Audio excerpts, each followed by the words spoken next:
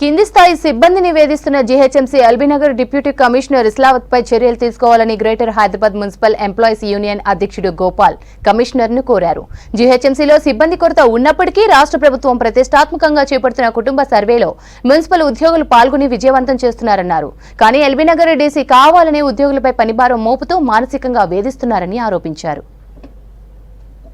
Survey నడుస్తున్నదో ఆ survey ఈరోజు ప్రభుత్వానికి తెలుసు, జిహెచ్ఎంసీకి తెలుసు, ప్రతి ఒక్కరికి తెలుసు. ఉద్యోగ కార్మికులు తక్కువ ఉన్నారు, ప్రజలేమో ఎక్కువ ఉన్నారు. హైదరాబాద్లో దాదాపు 1,30,00,000 మంది ప్రజలు ఉన్నారు హైదరాబాద్. అప్పటికీ సర్వేలా దేవుని దయతోటి విజయవంతంగా సంపూర్ణంగా ముందలిపోతున్నాం సర్వే చేసుకుంటాం. కానీ కొంతమంది ఆఫీసర్లు ఇప్పుడు డీసీ ఎల్బీనగర్ డీసీ ఎవరైతే ఇస్లావత్ అనే డీసీ ఉన్నారో ఆయన ఒకటే టార్చర్ పెడతాడన్న. బిల్ కలెక్టర్లను, ట్యాక్స్ ఇన్స్పెక్టర్లను, ఎస్ఎఫ్ఏలను, వర్కర్లను ప్రతి ఒక్కరిని టార్చర్ పెడతాడు. ఆయన నిన్న పిలిస్తే నువ్వు అర్జెంటుగా ఇక్కడ ఉండాలంటే ఆల్రెడీ టీఐ గారు డ్యూటీ మీదే ఉన్నారు. శ్రీనివాసరాజు పాపం ఈరోజు యశోదలో ఉన్నాడు. చాలా బాధాకరమైన విషయం. ఎమర్జెన్సీలో ఉన్నాడు ట్యాక్స్ ఇన్స్పెక్టర్ శ్రీనివాసరాజు. ఆయన వస్తుంటే యాక్సిడెంట్ అయిపోయింది.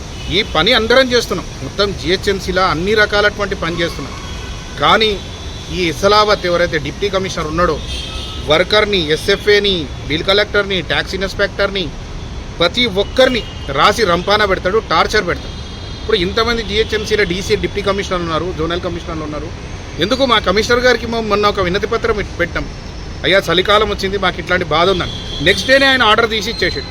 కార్మికులు మంచిగా ఉండాలి, ఉద్యోగులు మంచిగా ఉండాలని కమిషనర్ కానీ ప్రభుత్వం కానీ ఆలోచిస్తుంది. ఒక్కరిద్దరు ఇట్లాంటి డీసీలు, ఇట్లాంటి ఆఫీసర్ల వల్ల అందరూ బ్లేమ్ అయ్యేటువంటి టైం బద్దామి వస్తుంది.